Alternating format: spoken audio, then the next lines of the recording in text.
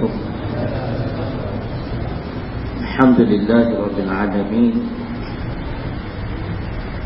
الصلاة والسلام على أشرف الأنبياء والمرسلين وعلى آله وصحبه أجمعين. رب اشرح لي صدري ويسر لي أمري واحلل عقدة من لساني يفقهوا قولي. ولا حول ولا قوة إلا بالله العلي العظيم. Muslimin dan muslimat yang dirahmati Allah Subhanahu wa taala. Firman Allah Subhanahu wa taala di dalam suratul Baqarah pada ayat 132. A'udzu billahi minasy syaithanir rajim. Wa wassa biha Ibrahim banihi wa Yaqub ya bani inna Allah astafa lakumud-din fala tamutunna illa wa antum muslimun. Yang bermaksud Nabi Ibrahim alaihissalam telah berwasiat kepada anak-anaknya, dan begitu juga Nabi Yaqub cucu beliau. Wasiat ketika mereka diambang maut. Rasul pun meninggal dunia. Apatah kita? Wasiat mereka, wahai anak-anakku, sesungguhnya Allah Subhanahu wa ta'ala telah memilih agama ini bagi kamu, maka janganlah kamu mati melainkan dalam keadaan Islam. Ingat, mati satu kepastian. Kapan pulang Pak? Saya ke Indon lah aku. Kapan siapa mati? Besok pulang ke Indon. Tadi Pak Ustaz baca surah An-Nisa. Saya akan kait beberapa ayat-ayat yang Ustaz baca tadi dengan ceramah saya pada hari. Tadi dalam ayat Al-Baqarah, Nabi Ibrahim dan cucunya Nabi Yaqub telah memberi satu wasiat yang penting kepada anak-anak mereka ketika mereka diambang maut. Ingat, hebat macam mana kita sekalipun, tuan-tuan dan puan-puan, kita akan melalui proses mati. Duduk rumah banglo pun mati, rumah tirik pun mati, rumah kayu pun mati. Tadi Ustaz baca pada ayat 76 An-Nisa, enggak, maaf, 78. Ainama takunu yudrikumul maut walau kuntum fi burujin musyayyadah. Ayat ini sebahagian kitab tafsir menyebut berlaku di sebuah negeri di mana seorang lelaki ini dia kahwin sama perempuan yang tercantik di negeri tersebut. Paling cantik, dan lebih cantik pada Siti Nurhaliza, Era Fazira, Ebi Abadi pun dah kahwin dah, terlepas aku. Dapat muda lah tu. Sebelum dia mengahwini wanita yang cantik ini, dia pernah bertemu dengan seorang yang soleh. Orang soleh ni ada di kalangan orang-orang soleh ni, tuan-tuan dan puan-puan, yang Tuhan bagi dia ada firasat. Kadang-kadang dia tengok kita, dia tahu dia boleh tekah. Yang ni ada dalam Quran. Kalau Tuhan nak ajak, boleh. Ayat 30 surah Muhammad. Tengok sendiri. Kadang-kadang cara kita bercakap, cara kita makan, cara kita minum, dia boleh beritahu dengan kita. Ini kalau yang Tuhan nak ajak. Sebab benda ni disebut di Quran. Lalu orang saleh ini menyatakan, kamu akan mengahwini seorang wanita tercantik di negara kita ini, tetapi isteri kamu akan mati. Mati kerana digigit oleh seekor labah-labah. Itu pesanan orang soleh. Jadi bila dia dapat maklumat sebegini, dia pun bina rumah cukup besar. Paling tinggi mungkin kita kata atas bukit lah kot. Kerana nak menyelamatkan isteri dia supaya tidak digigit oleh laba-laba. Ini ayat dia. Ainama takunu yudrikumul maut. Di mana saja kamu berada, maut senantiasa menghambat kamu. Walau kuntum fi burujin musyayyadah, walaupun kamu hidup, kamu duduk dalam benteng yang teguh dan kukuh. Akhirnya labah-labah naik ke atas, gigit dia mati. Inilah wasiat dua Rasul yang mulia kepada anak-anak mereka. Pastikan, wahai anak-anakku, kamu mati dalam keadaan Islam. Bagi kita, setiap Jumaat, kemarin saya khutbah, kita baca Ali Imran ayat 102. Ya ayyuhalladzina amanu taqullaha haqqa tuqatih wa la tamutunna illa wa antum muslimun. Yang bermaksud, wahai orang-orang yang beriman, bertakwalah kamu kepadaku dengan sebenar-benar takwa, dan janganlah kamu mati melainkan mati dalam keadaan Islam. Kita juga diperingatkan dengan firman ini supaya berusaha untuk mati dalam keadaan Islam. Jadi tajuk tazkirah saya sampai berapa? Ada kata ke-12. Boleh tunggu ke-12? Apa tunggu lagi aku nak balik. Banyak cantik ke-12. Baik. Hari ni sampai lewat sikit kalau saya sampai awal. Pasal cucu ni pasal. Cucu nak makan raya tu tuan kalau buka. Cucu pun seorang tu tuan-tuan kena layan lebih sikit lah. Ni nak dapat yang kedua insya-Allah. Tunggu-tunggu lah. Kamalan ni kamalan esok view dah ni. Kat. Baik. Saya pun jadi masbuk. Sebenarnya mewah kan. Biasalah dengan cucu ni kata galak ya. Baik, jadi makna kita juga diperingatkan supaya memastikan kita mati dalam Islam. Mati dalam Islam ni dia ada 3 tuntutan. Kalau kita nak mati dalam Islam ada 3 tuntutan. 2 yang kita perlu kena buat, 1 jangan buat. Ini mengikut kitab tafsir. InsyaAllah saya akan kait dengan ayat-ayat Imam baca tadi. Tadi saya baru baca ayat 78 An-Nisa. Mula saya ingat nak hurai yang ni ya. Dia baca. Dia dah janji nak buat. Kalau kira tajuk mati dalam Islam, kita boleh kait relevan insyaAllah. Pertamanya kata ulama, kita hendaklah berpegang teguh dengan agama Islam. Dalam Al-Quran, agama Islam itu disebut tali Allah. Firman Allah ayat 103 Ali Imran, wa'tasimu bihablillahi jami'an wa la tafarraqu. Dan berpegang teguhlah kamu dengan tali Allah. Tali Allah ialah agama Islam. Dan janganlah kamu bercerai-berai.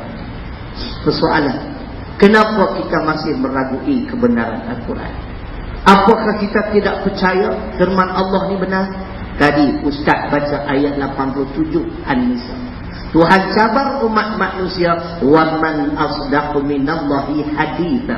Dan perkataan siapa yang lebih benar daripada perkataan aku. Al-Quranul Karim tuan-tuan dan puan-puan adalah kalam Allah. Perkataan Allah tak boleh silap. Cuma tunggu masa dan ketika untuk menjadi kenyataan. Kadang-kadang lambat, kadang-kadang cepat. Sebab itu kalau nak mati dalam keadaan Islam, berpegang teguh dengan tali Allah, yang agama Islam. Kita baca hadis riwayat Imam Muslim. Kitab Allah Azza wa Jalla huwa hablullah, man ittaba'ahu kana 'alal huda wa man tarakahu kana 'ala dhalalati. Yang bermaksud kitab Allah, yakni Al-Quranul Karim adalah tali Allah. Ingat, agama Islam, sumber agama Islam daripada 2, Al-Quran dan As-Sunnah. Barang siapa yang mengikuti Al-Quran ini, berpegang teguh dengan Al-Quran ini, Allah, Nabi menyatakan kana 'alal huda. adalah mereka ini golongan mendapat petunjuk. Jadi jangan meragui Quran. Tuhan tanya kita, waman asdaqu minallahi haditha, yang Tuan Imam baca tadi. Dan perkataan siapakah yang lebih benar daripada perkataan aku? Apa tak percaya kat Quran lah? Dan Nabi kata, waman tarakahu kana ala dhalalati. Dan barang siapa yang berpaling, membelakangi, meninggalkan Al-Quran, tak mau ikut Al-Quran, adalah mereka dari kalangan orang-orang yang sesat. Tapi ingat, di dalam kita nak berpegang teguh dengan agama Islam, kita pasti akan berhadapan dengan cabaran dan dugaan. Apakah di akhir zaman, hadis riwayat Imam Muslim menyebut, bada al-Islamu ghariban wa sayaudu kama bada'a ghariban fatuba lil ghuraba. Islam bermula dalam keadaan dagang dan Islam akan kembali dagang. Maka berbahagialah orang-orang yang dagang. Apa maksud hadis ini? Hadis ini menjelaskan di akhir zaman, sesiapa yang berpegang teguh dengan agama Islam, mengamal isi kandungan Al-Quran dan As-Sunnah, akan dianggap sebagai alien. Tahu alien? Makhluk asing. Ni macam orang muda ni, pakai sorban, pakai tu ada buah tempoh pula. Kalau pagi petang siang malam pergi pasar Ramadan tu pakai tipas semua, pakai tengok ni siapa dia ni. Main daripada planet mana ni? Orang rasa pelik tu. Tapi kalau pakai seluar pendek, pelak, apa tak tengok pun. Tutup aurat, pakai kudung lagu. Dia mahadib-mahadib, sari suntuk bini kita tak buang. Keluarga kita tanya, awak tak buang, tak panas ke? Kami, tudung kami ada ekor, tu kami tak buang. Dia rasa pelik. Tapi dia tak rasa pelik yang duk dogiang ni. Inilah hadis kan. Tapi yang bagian tak ada masalah. Ustaz kan, baru nak start, satu hari jadi ustaz. Cerita macam tu. Ni hadis duk tengah mesyuarat. Ini mesyuarat rancak mesyuarat. Dengar laungan azan. Excuse me, minta maaf, saya nak pergi solat. Semua buka tengok, amboi warak sangat nampak tak? Apa berani buat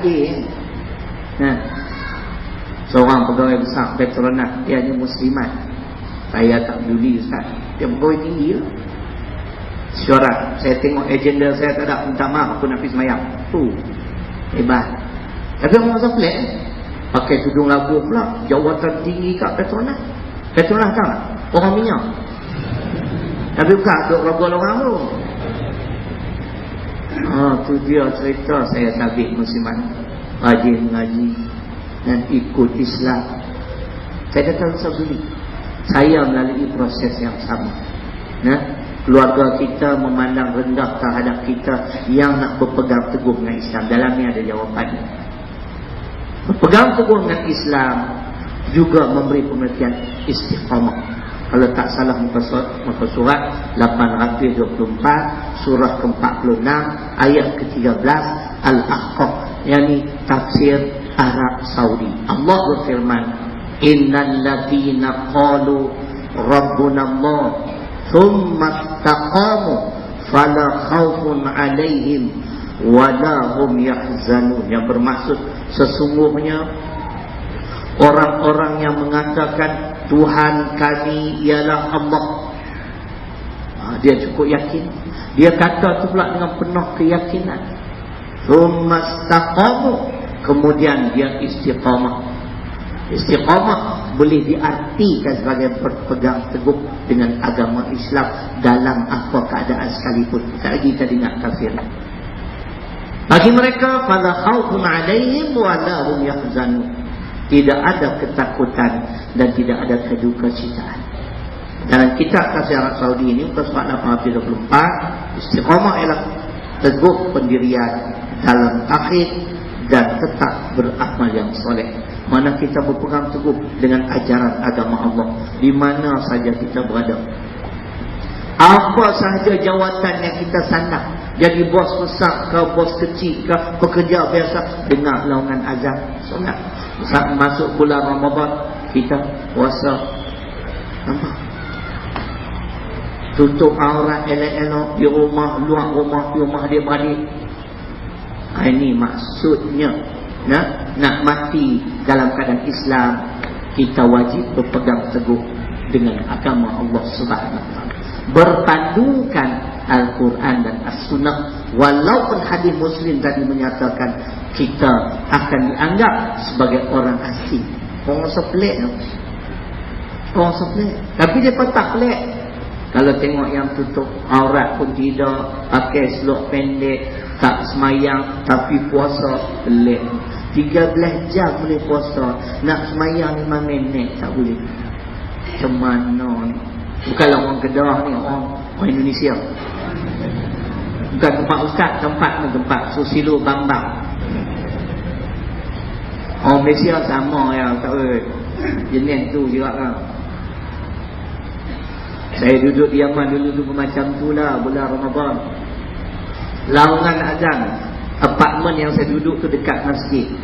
Kita berulang alik, saya abang terang subuh saya pergi sekali ya. Sejuk, tak boleh pergi, terlalu sejuk. Yaman kena musim sejuk, tuan-tuan balik awal. Duduk dalam rumah pun kena pakai selimut. Zuhur sampai Isyak 4 waktu saya sana. Tu pun kita pergi melalui lorong kecil nak pergi masjid. Dia tak semayang berapa tu, puasa. Dan kadang kita pun sarkastiknya lah. Putih kata sarkastik ni Melayu kata apa lah, macam teli.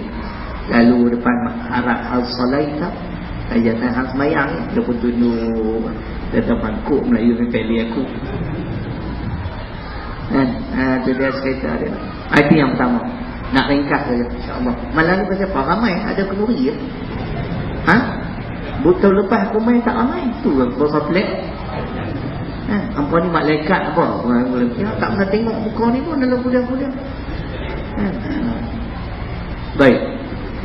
Yang pertama, pastikan kita berpegang teguh dengan agama Islam. Ingat, panduan agama Islam dua, Al-Quran dan As-Sunnah.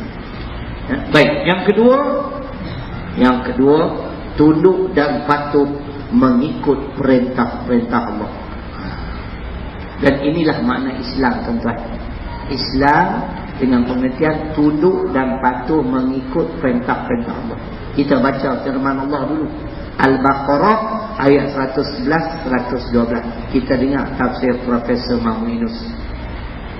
Yang ni barunya muka surat tak sama. Kalau yang lama muka surat 23. Ni baru saya kena tengok.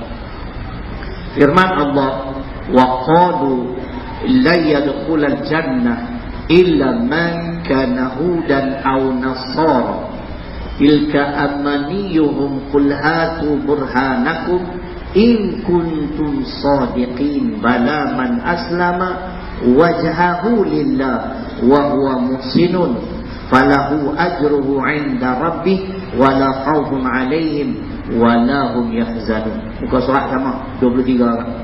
Sebab yang ni resam Usmani. Di rumah saya tu resam Majid Quran lama, tapi kebetulan muka surat sama 23. Cuba dengar ayat. Syarat yang kedua nak mati dalam Islam, tunduk dan patuh mengikut perintah-perintah Allah. Sama ada suka tak suka kena buat.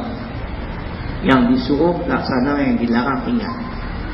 Yahudi menyatakan hanya kami sahaja yang layak masuk syurga. Ini ayat saya baca tadi terjemahan. Nasrani pula kata kami saja, Yahudi tak boleh masuk. Melayu lagi tak boleh, dia berkata. Nama Melayu Kedah lagi mangkuk. Orang nak laksana Islam pun tak mau kan. Melayu Selangor cantik. Dia berkata, Ustaz macam mana Kedah kalah? Aku kau Kedah, aku orang Selangor. Rumah aku 2. Mak saya ada dari Selangor, saya orang Selangor. So Selangor pula kalah, aku mengaku orang Pulau Pinang lah. Semua kalah, aku orang satu Malaysia. Ada susah. Kalah mana berarti mereka itu biasalah kalah menang. Quran bersebut. Baik. Jadi kedua-dua golongan ini, mereka ni Bani Israel, Yahudi baik, Nasrani baik, adalah anak cucu cicit Nabi Yakub. Daripada Nabi Yakub lah tuan-tuan yang lahir ramai para rasul dan nabi dan para rasul. Mereka inilah yang diberi gelaran Bani Israel. Lalu Allah mencabar, tilka amaniyuhum qul hatu burhanakum. Wahai Yahudi, wahai Nasrani, apa yang kamu dakwa itu hanya angan-angan kosong. Kalau betul dakwaan kamu, bawalah bukti, bawa keterangan. Kedua-dua golongan kamu ini bakal menjadi penghuni syurga, bawa keterangan. Ternyata mereka tak boleh nak membuktikan mereka adalah ahli syurga. Tuhan jawab, bala man aslama wajhahu lillah. Bahkan yang nak masuk syurga ialah orang Islam yang tunduk wajahnya kepadaku. Dengar apa dia tuan-tuan? Tafsirannya, orang-orang Yahudi mengatakan bahawa mereka yang benar dan akan masuk syurga. Orang-orang Nasrani mengatakan pula bahawa mereka yang benar dan akan masuk syurga. Lalu Allah Subhanahu Wa Taala menegaskan bahawa yang benar dan akan masuk syurga ialah orang yang tunduk dan patuh mengikut perintah Allah Subhanahu Wa Taala. Ini makna Islam. Nak tahu ayat Islam? Ini salah satu, ada lagi Ustaz. Ali Imran 83 ini saya tak ingat, lama tak baca. Dengar terjemahan sudah.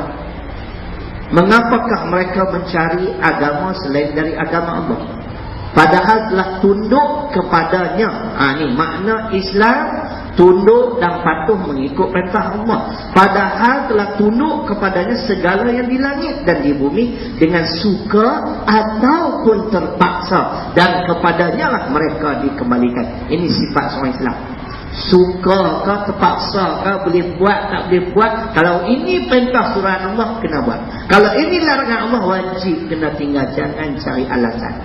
Baik, kita nak bukti dengan ayat-ayat yang lain. Kisah Nabi Ibrahim alaihissalam yang paling menarik. Ketika mana Allah memerintahkan beliau supaya membawa Siti Hajar dan Ismail ke bumi Mekah yang kering kontak. Cuba tuan-tuan dan perempuan bayangkan tengok, nak bawa isteri muda ni dan anak yang masih menyusu, kemudian nak ditinggalkan di bumi yang kering kontang.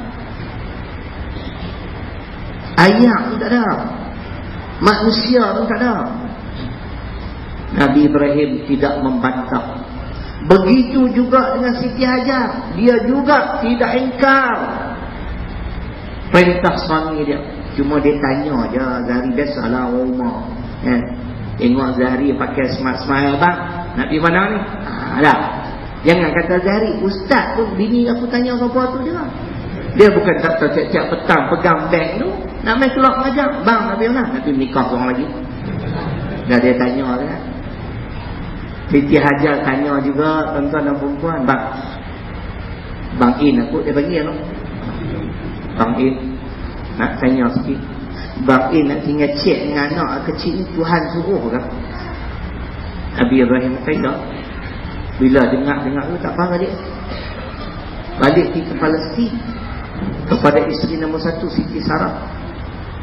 Nak tahu cerita ni, buka surah Ibrahim surah ke-14 ayat 37. Rabbana inni askantu min dzurriyyati biwadin ghairi dzar'in 'inda baitikal muharram. Rabbana liyuqimus shalah faj'al af'idatan minan nas tahwi ilaihim warzuqhum minat thamarat la'allahum yashkurun. Saya tak mau terjemah, tuan-tuan dan puan balik. Kalau aku duk terjemah, aku tak sayang, apa tak tengok dalam kitab. Surah ke-14 ayat 37 nama surah Ibrahim. Kan senang, Ustaz Abang siap-siap nak. Kemudian 10 tahun Nabi Ibrahim meninggalkan kedua-dua insan. 10 tahun kemudian dia balik. Tuhan suruh pula dah sembelih Ismail. Dia bunyi macam dah. Tuhan nak suruh aku sembelih hang, nak kata apa? Alamak. Ismail bin Ibrahim ni Masya Allah. Bapa, kalau ini perintah Tuhan, sembelihlah saya. Ismail Ibrahim ni lah mampu. Tu cerita dia. Nak tahu cerita sembelih Nabi Ismail, hari raya Qurban. Tok Khatib confirm baca ayat 102 surah ke-37 As-Saffat. Falamma balagha ma'ahu as-sa'ya qala ya bunay inni ara fil manam anni azbahuka fanzur madza tara hakada wa kada ayadina madza tara hakada wa kada wa idala madza tara qala ya abati fa'al ma tu'mar satajiduni insyaallah minas sabirin. Jawapan dalam surah ke-37 As-Saffat ayat 1 itu. Dia sembelih anak dia. Fadaina bi dhibhin azim. Tapi yang dia sembelih, dia tengok-tengok bukan Ismail tetapi kibas. Kibas yang dipersembahkan oleh Habil, tuan-tuan. Habil nama anak Nabi Adam, Habil dan Qabil. Ketika mana berdua-dua ni tak mau mengalah. Habil dia tak apa, dia memang dah ditakdirkan nak kahwin dengan Iqlimah, adik Qabil. Qabil dia punya pasangan hidup ialah Labuda, adik Habil. Dia tak mau. Sebab apa? Sebab tak lawa. Dia nak nikah adik kandung sendiri tak boleh. Syariat Nabi Adam dia kena berselang. Oleh kerana dia degil, dia ketegak. Kalau di Kuala Lumpur yang kata ketegak, dia tak faham. Degil. Orang faham. Aku 15 tahun aku reti dah cakap toilet. Kan? Kerana dia ketegak, Allah mintakan pada Nabi Adam, bagi tahu anak hang buat korban. Dia bagi kibasnya besar. Ayat 107 As-Saffat, wa qadainahu bi dhibhin azim. Kami ganti dengan sembelihan yang besar. Tengok-tengok yang dia sembelih ialah kibas. Tengok tuan-tuan, bila kita tunduk dan patuh pada perintah Allah, tu sabimah. Tu sabimah. Yakin tuan-tuan, jangan tak yakin. Nampak? Jadi maknanya nak mati dalam Islam, wajib kita kena tunduk dan patuh mengikut perintah Allah. Kita baca ayat yang mana kita pula menjadi kewajipan pada kita. Surah 59 surah Al-Hasri di pertengahan ayat ke-7. Wa ma atakumur rasul fakhudhuh wa ma nahakum anhu fantahu. Ini untuk kita. Dan apa yang Muhammad perintahkan padamu, yakni suruhan, laksanakan. Dan apa yang dilarang, dicegah dan tegah, tinggal sama sekali. Nak mati dalam Islam, kena buat. Tapi kalau yang disuruh pun tak mau buat, yang dilarang pun tak mau tinggal, mati dalam layu. Confirm. Dalam layu confirm lah, dalam Islam belum tentu lagi. Nabi bersabda, hadis Muslim, la yadkhulul jannah illa nafsun muslimatun.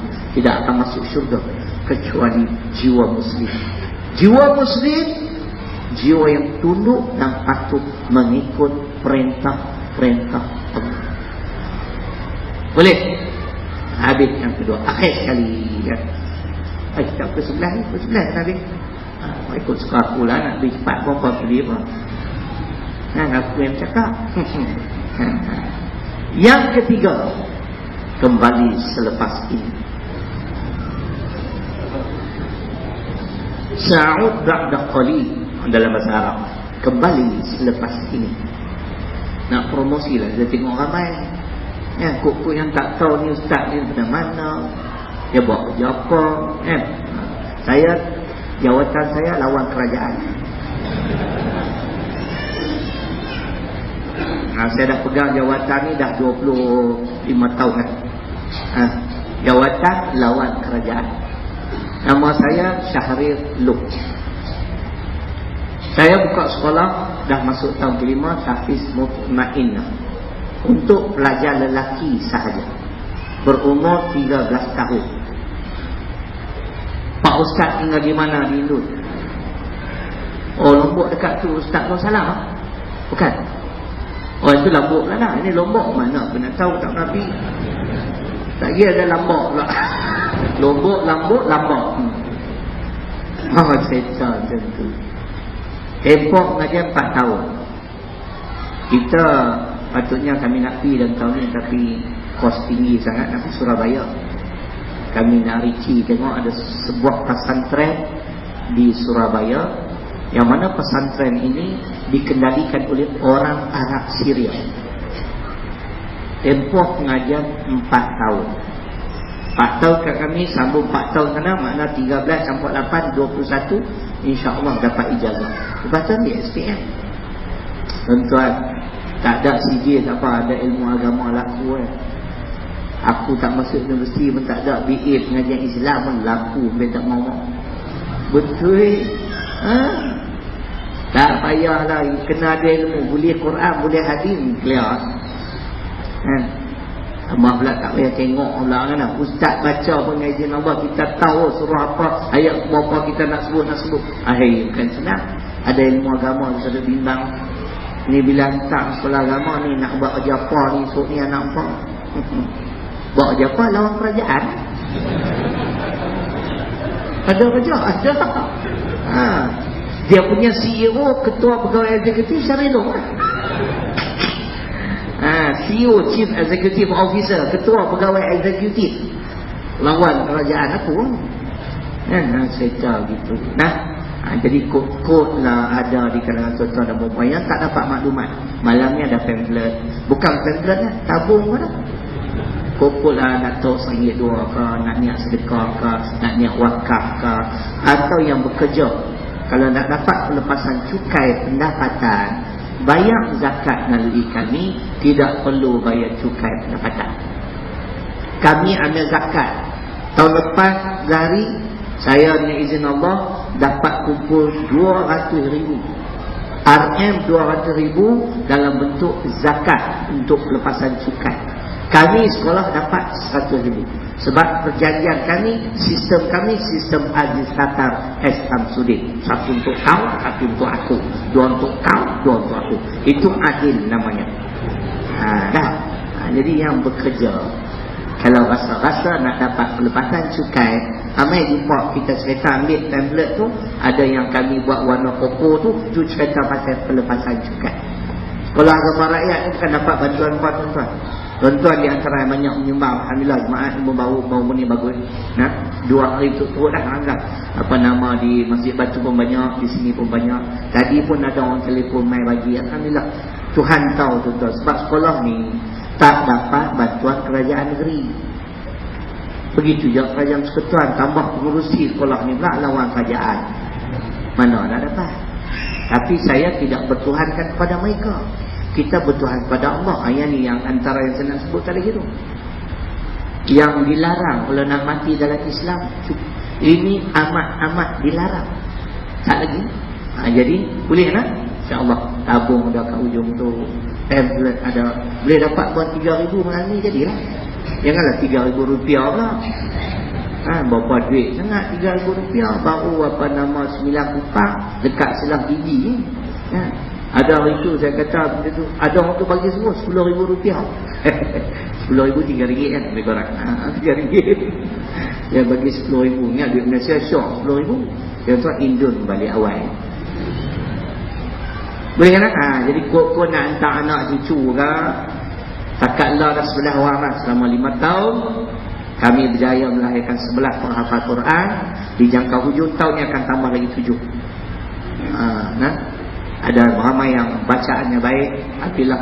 Kalau tuan-tuan anak yatim yang kami bagi belajar percuma. Anak yatim percuma. Memang kita nak keberkatan. Kita ni bukan, kalau bayar pun tuan-tuan dan perempuan memang tak cukup. Iuran kami terima RM10,000 sebulan. Itu pun kadang bukan semua bayar. Kos operasi sehari RM35,000 sebulan. Elang guru, KWSP, Perkeso, makan guru, staf semua kami tanggung. Makan pagi, makan tengah hari. Mana cukup. Tapi ini pertolongan Tuhan, alhamdulillah. Saya pergi bawa ni selama 18 hari, bawa balik tak banyak kat 3 lori. Kalau dia silin jadi 3 lori lah. Boleh lah. Bolehlah bagi dia ayah sikit tak apa kan, dapat song sikit. Gaji tak nangis setiap bulan, alhamdulillah. Ada saja kita kena yakin. Kita buat kerja Islam, Tuhan pasti bantu kita. Itu sedikit pemahaman, insya-Allah. Jadi jangan mengangguk saja, pakai ambil pamphlet, jangan ambil pamphlet, tok sikit dulu. Jangan buat berat-berat, nak balik susah, ringan-ringan, oren ke, dia rusak tu ke kan. Purple sikit nanti cantiklah. Niatlah. Ataupun tak bawa duit tapi dia nak buat sumbangan melalui akaun bank boleh. Kita buka 4 akaun. Tak cukup lagi ke? Maybank ada, CIMB ada, lagi satu bank Islam, Afin Islami. Tapi kena ajar kan, semua dia tak faham tadi. Dia kata, oh boleh no, buat pindahan. Pindahan, kata Maybank. Masuk Maybank tu, tekan nombor rahsia kita tu, P, lain-lain transaksi. Kalau betul ada transaction, kemudian transfer pindahan, kemudian pihak ketiga. Bila pihak ketiga dia keluar, sila masukkan phone number, tekan 55-205-970-3378. Dia keluar kat skrin Tahfiz Mutmainah. Betul Lepas tu dia kata berapa nak masuk nilai. Dia tak payah banyak-banyak, tekan 1, lepas tu tekan 0 sampai tak boleh keluar 0 lah. Bukan nak banyak, tekan 1 ya, berarti 0 tekan sampai tak keluar 0. Bila dah tak boleh keluar 0, baru tekan OK. Lepas tu skrin keluar, cerai, baki tidak mencukupi. Kepiang tak dapat. Cerita macam tu lah. Kadang-kadang orang kata, Ustaz tak sama lah Tahfiz Mutmainah. CIMB dia keluar Tahfiz Mutmain saja. Kalau Bank Islam, Tetuan Tahfiz Mutmainah. Kalau Afin Islami, Tahfiz Mutmainah. Okey ya. Maybank Tahfiz Mutmainah. Dia sistem bank ni dia berbeza. Boleh tak?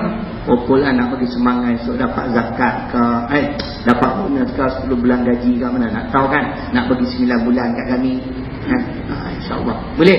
Niatlah untuk siapa yang hidupkan mati dapat pahala yang hebat.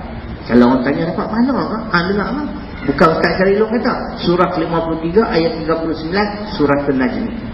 Orang tu dah meninggal dunia, ibu bapa telah meninggal dunia, kita niat pahala sedekah untuk dia, insya-Allah dapat. Dalam Quran kata dapat. Siapa kita nak kata tak dapat? Boleh? Baik. Akhir sekali, yang tidak boleh buat, tuntutan yang ketiga, jangan sesekali mempersekutukan Allah dengan sesuatu. Syirik ni dosa besar yang tidak diampunkan oleh Allah. Tadi tak ada Quran, nak semak lama tak baca. Kita tengok ayat 48 An-Nisa. Inna Allah la yaghfir ay yushraka bih wa yaghfir ma duna dzalika liman yasha wa may yusyrik billah faqad iftara itsman 'azima. Yang bermaksud sesungguhnya Allah Subhanahu wa taala tidak mengampunkan dosa-dosa orang yang mempersekutukannya dengan sesuatu, tetapi sedia mengampuni dosa-dosa selain daripada itu. Dan barang siapa yang mempersekutukan Allah, maka dia telah mengadakan satu dosa yang amat besar. Dosa syirik tidak diampunkan oleh Allah. Dosa syirik batal Islam dan iman. Nak mati dalam Islamnya. Salah satu contoh syirik yang tadi, bila kita bergantung pada makhluk. Dalam ni ada, jangan bergantung pada makhluk. Orang bukan Islam, dia sembah berhala kerana dia yakin berhala boleh memberi manfaat, boleh menolak mudarat. Kita orang Islam tak sembah berhala, tapi sembah sesama manusia. Sembah kerajaan, sembah pemimpin. Pemimpin ni lah, kerana pemimpin ni lah kita hidup senang, jadi kita baca dalam Quran, kita dengar tafsir. Betul tak macam saya kata? Tidak boleh kita bergantung selain pada Allah, tak boleh. Ini syirik. Ayat 41 surah 29 Al-Ankabut. Masalul ladzina takhadhu min dunillahi awliya kamathalil ankabut ittakhadhat baita wa inna awhanal buyut la baitul ankabut law kanu ya'lamun. Jadi ringkas cerita terjemahan ayat yang saya baca, pergantungan kepada selain pada Allah macam labah-labah buat sarang dia. Sarang labah-labah bukan kuat. Dengar tafsiran, terus pada tafsiran nak jimat masa mana ada. Nah, dia kata sini Allah menyebut di sini tentang kebodohan orang-orang musyrik yang menjadikan berhala-berhala atau makhluk-makhluk yang lain sebagai Tuhan-Tuhan yang disembah dan diharapkan pertolongannya, sedangkan benda-benda itu amatlah lemah, tidak berkuasa dan tidak dapat memberikan kepada mereka sebarang pertolongan. Siapa yang bergantung pada makhluk, dia yakin rezeki dia ditentukan oleh kerajaan, rezeki rakyat ini ditentukan oleh pemimpin yang ada. Tuan-tuan ingat apa hukum? Yakni kalau mereka mengetahui hakikat ini, tentulah mereka tidak akan tergamak melakukan perbuatan syirik yang bodoh itu. Jangan bergantung pada makhluk. 25 tahun dah saya pun kerja lawan kerajaan, hidup sampai lah. Hidup sampai lah, alhamdulillah, tak pernah tak makan. Alhamdulillah 3 kali saya Mekah. Baru ni patut saya pergi Mekah. Saya bagi peluang, saya kata saya tak mau pergi, kat orang nak sponsor tu, saya hantar timbalan mudir pergi. Dia tak pernah pergi. Seronoknya, Ustaz, syukur, terima kasih. Kali pertama pergi, dia duduk Yaman 11 tahun tadi. Dia hafal Quran tak? Dia pergi sana, dia kata dalam tempoh 14 hari, dia khatam Quran 4 kali. 14 hari, 4 kali. Kita 14 tahun sekali dah. Bukan apa, aku saya Abu Malik nak sepok tu. Tapi Quran saya baca lah sehari, dan tak boleh nak baca macam mana ni. Sebab saya kuat zikir tu kan. Zikir cukup kuat, apa dah? Tidur. Kau kerja aku yang tu lah puasa. Dan lepas kata tidur pun dapat pahala, tidur. Pada dia tengok TV mengarut, duk cakap kosong, buat apa? Aku tidur. Tak ada masalah.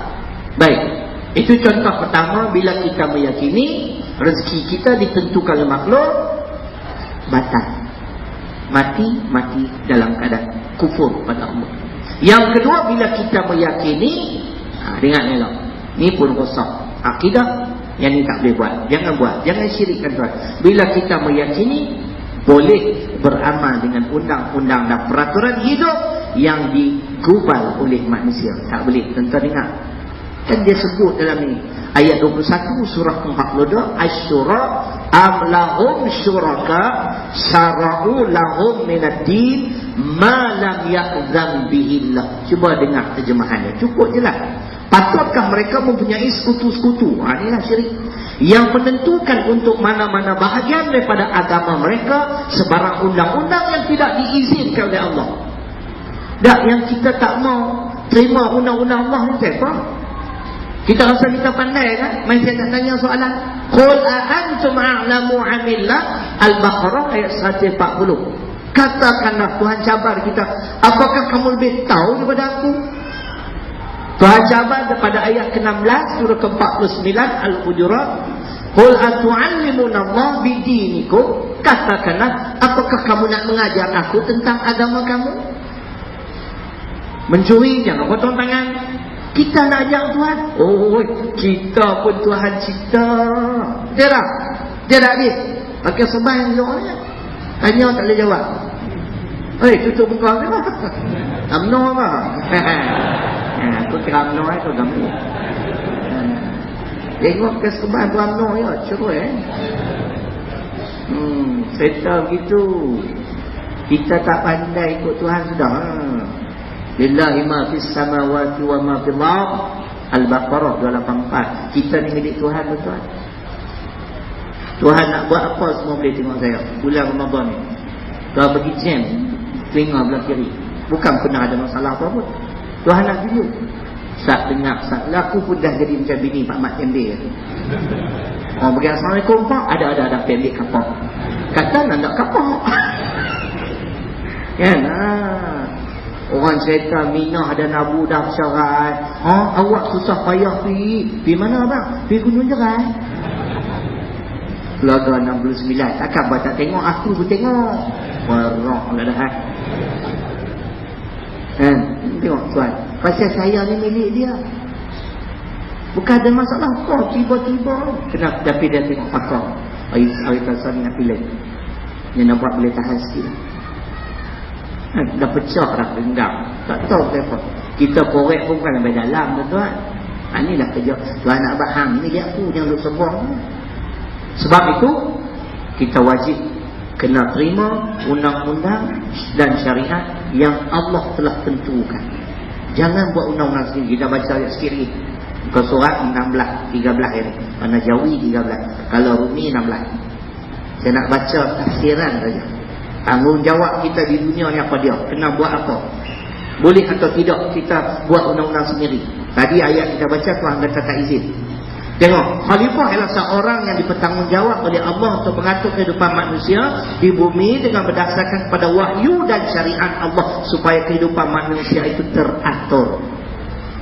Manusia mesti laksana undang-undang yang berdasarkan pada wahyu dan syariat Allah. Tak boleh buat undang-undang sendiri.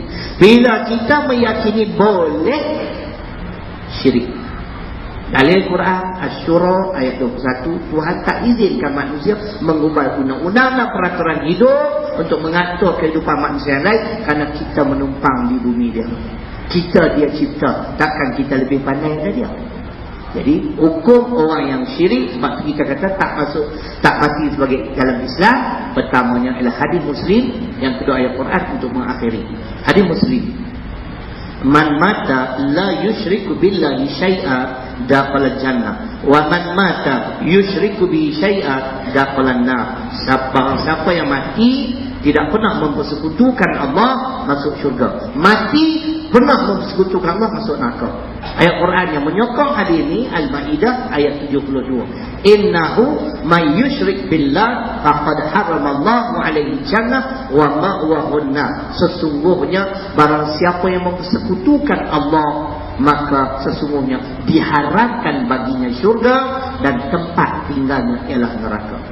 Jadi ingat, tuntutan yang ketiga, jangan buat. Jangan sesekali mempersekutukan Allah. Dalam masa yang sama, kita wajib berpegang teguh dengan agama Islam, berpandukan pada Al-Quran As-Sunnah. Yang kedua, kita hendaklah melatih jiwa kita supaya senantiasa tunduk dan patuh mengikut perintah-perintah Allah. Suruhannya dilaksanakan, larangannya ditinggalkan. Jadi mudah-mudahan memberi manfaat pada kita bersama. Ribuan kemaafan, terkasar bahasa dan sebagainya. Moga-moga Allah menerima amalan-amalan kita, insyaAllah digolongkan kita dalam golongan hamba-hamba yang saleh dan salihah. Aqulu qawli hadza wa astaghfirullah alladzi li wa lakum. Assalamualaikum warahmatullahi wabarakatuh. Jadi kalau tuan-tuan nak tengok update ada kat luar, insyaAllah nak menyumbang. Terima kasih sekali lagi.